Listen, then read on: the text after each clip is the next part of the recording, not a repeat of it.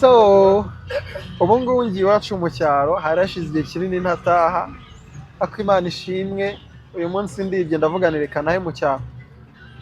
Ikintu kinshimishije ntabwo urumva nari mperutse gutega bisi kubera gutwara moto Kigali, ibintu nk'ibyo ngibyo ntabwo nari mperutse gutega bisi.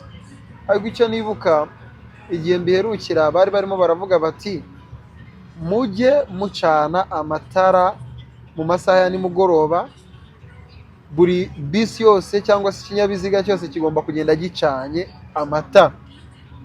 Ikintu kinshimishije nuko iyi gahunda isigaye yubahirizwa kabisa, ibintu bimeze neza.